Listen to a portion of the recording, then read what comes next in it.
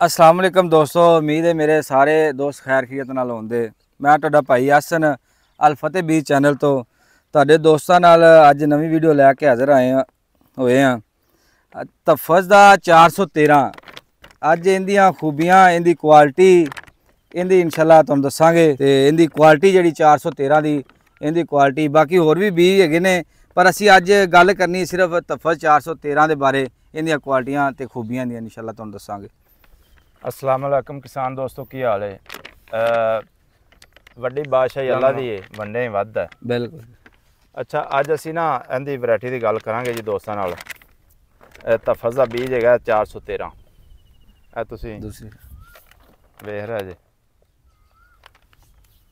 तफज दी variety है, ये बहुत अच्छी वैरायटी है। हाँ इहदी ये आ भी इहनूं तुसीं जदों काश्त करना ना, सब तो पहले तो ये भी गेती बहुत काश्त हो जाती। बिल्कुल।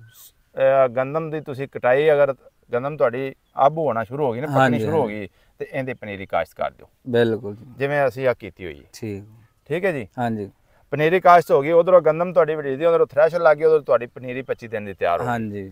इहनूं तुसीं जनाब काश्त करो। ये 1 किले दे विच तुसीं 5 किलो वाला बैग काश्त करना है। ठीक हो गए। यानी कि एक सराख दे विच 2 दाने दो लाने ने। दाने लाने ने। इत्थे आके कंजूसी नहीं नहीं करनी। करनी, बिल्कुल कंजूसी नहीं करनी। तुसीं पूरा बैग 1 किले दे लाना है। ठीक। मजदूरी बेशक 200 वध देनी पवे, देनी। बिल्कुल।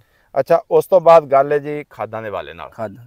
इहनूं तुसीं कम से कम 1 DAP, हाँ जी। 1 पोटाश जरूर पानी, सही हो। 1 इहनूं जिंक पानी पहले जदों शगुफे फुटना शुरू कर दे। 10 तो 12 दिन दे 10 दरमियान। 12 जिंक पा देनी। ठीक। उस तो बाद तुसीं इहनूं 3 यूरिया भी दे सकदे जे, नाइट्रोफास भी दे सकदे जे। ठीक हो। ਉਹ ਤੁਸੀਂ ਵਕਫੇ ਨਾਲ ਥੋੜਾ ਜਿਹਾ ਇਹ ਕਰ ਦੇਣਾ ਨਾ। ਜਿੰਨੀ ਤੁਹਾਡੀ ਖੁਰਾਕ ਹੈ, ਇਹ ਤੁਸੀਂ 20 ਤੋਂ 25 ਦਿਨ ਦੇ ਅੰਦਰ ਅੰਦਰ, ਯਾਰ 1 ਮਹੀਨੇ ਦੇ ਅੰਦਰ ਅੰਦਰ ਖੁਰਾਕ ਆਪਦੀ ਕੋਸ਼ਿਸ਼ ਕਰਨੀ ਮੁਕੰਮਲ ਕਰ ਦੇਣੀ। ਇਹ ਬੜਾ ਹੀ ਇਹਦਾ ਪਲੱਸ ਪੁਆਇੰਟ ਹੈ। हाँ जी। ਇਸ ਗੱਲ ਨੂੰ ਬੜਾ ਹੀ ਜ਼ਿਹਨ ਨਸ਼ੀਨ ਰੱਖਣਾ ਹੈ। ਉਹ ਨਹੀਂ ਹੋਣਾ ਵੀ ਉਧਰੋਂ ਮੁੰਜੀ ਆਬੂ ਹੋਈ ਖਲੀ ਹੋਵੇ हाँ जी। ਤੇ ਉਧਰੋਂ ਜਨਾਬ ਖਾਦ ਮੋਢੇ ਤੇ ਰੱਖੀ ਹੋਵੇ ਤੇ ਚੁੱਕ ਕੇ ਤੇ ਪਾਉਂਦਾ ਪਿਆ ਹੋਵੇ। ਉਧਰੋਂ ਉਹਦਾ ਫਸਲ ਪਾਸੇ, ਉਹਦਾ ਦਾਣੇ ਪਾਸੇ ਧਿਆਨ ਹੋਵੇ, हाँ जी। ਤੇ ਜਨਾਬ ਜ਼ਿਮੀਂਦਾਰ ਦਾ ਖਾਦ ਪਾਸੇ ਧਿਆਨ ਹੋਵੇ, ਕੱਦ ਵਧਾਈ ਖੜਾ ਹੋਵੇ। ਕੱਦ ਵਧਾਈ ਖੜਾ ਹੋਵੇ। ਅੱਛਾ, ਇਹ ਤਾਂ ਹੋਇਆ ਨੇ ਜ਼ਿਮੀਂਦਾਰ ਦੇ ਕੰਮ ਕਰਨ ਵਾਲੇ, ਜਿਹੜੇ ਜ਼ਿਮੀਂਦਾਰ ਨੇ ਕਰਨਾ ਹੈ। हाँ जी। 50 ਦਿਨ ਇਹਦਾ ਪਾਣੀ ਰੋਕਣਾ ਹੈ। ਰੋਕਣਾ ਹੈ, ਬਿਲਕੁਲ 50 ਦਿਨ। 50 ਦਿਨ ਤੋਂ ਬਾਅਦ ਪਾਣੀ ਨੂੰ ਇੱਕ ਵਾਰੀ ਖੁਸ਼ਕ ਕਰ ਖੁਸ਼ਕ ਕਰ ਦੇਣਾ। ਫਿਰ ਤੁਸੀਂ ਉਹਨੂੰ ਤੇੜਾ ਨਹੀਂ ਪੈਣ ਦੇਣੀਆਂ।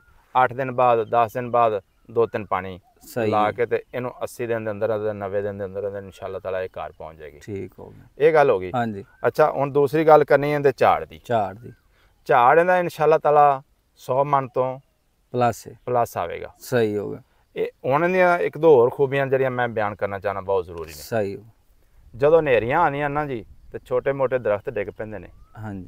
ਤੇ ਇਹ ਤਫਜ਼ ਦਾ 413 ਬੀਜ ਉਦੋਂ ਸਰਵਾਈਵ ਕਰ ਜਾਂਦਾ ਹੈ। ਠੀਕ। ਯਾਨੀ ਜਦੋਂ ਛੋਟੇ ਮੋਟੇ ਦਰਖਤ ਡਿੱਗਦੇ ਨੇ, हाँ जी। हाँ जी। ਇਹ ਇਨਸ਼ਾਅੱਲਾ ਤਾਲਾ ਨਹੀਂ ਡਿੱਗਦਾ। ਉਹਦੀ ਵਜ੍ਹਾ ਇਹ ਹੁੰਦੀ ਕਿ ਇਹਦੇ ਛੋਟਾ ਕੱਦ ਰਹਿੰਦਾ। हाँ जी।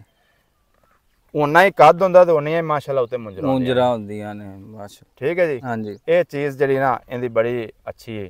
ਖੂਬੀ ਇਹਦੀ 150 ਮਣ ਤੱਕ ਤੁਸੀਂ ਇਹਦੇ ਕੋਲੋਂ ਐਵਰੇਜ ਲੈ ਸਕਦੇ ਜੀ। ਸਹੀ। ਇਹਦੇ ਪੱਤੇ ਚੌੜੇ ਹੁੰਦੇ ਨੇ ਜੀ। ਜਿੰਦੀ ਵਜ੍ਹਾ ਤੋਂ ਇਹ ਗਰਮੀ ਨੂੰ ਬਹੁਤ ਜ਼ਿਆਦਾ ਬਰਦਾਸ਼ਤ ਕਰਦਾ ਹੈ। ਅਕਸਰ ਤੁਸੀਂ ਮੁੰਜੀਆਂ ਵੇਖੀਆਂ ਹੋਣਗੀਆਂ, ਉਹ ਪੰਪ ਹੋ ਗਈ ਹੈ ਜੀ, ਸਾਡੀ ਮੁੰਜੀ ਪੰਪ ਹੋ ਗਈ। ਟੈਂਪਰੇਚਰ ਥੋੜਾ ਜਿਹਾ 40-42 ਦੇ ਉੱਤੇ ਗਿਆ ਤੇ ਕੀ ਹੋਇਆ ਜੀ, ਸਾਡੀ ਮੁੰਜੀ ਪੰਪ ਹੋ ਗਈ।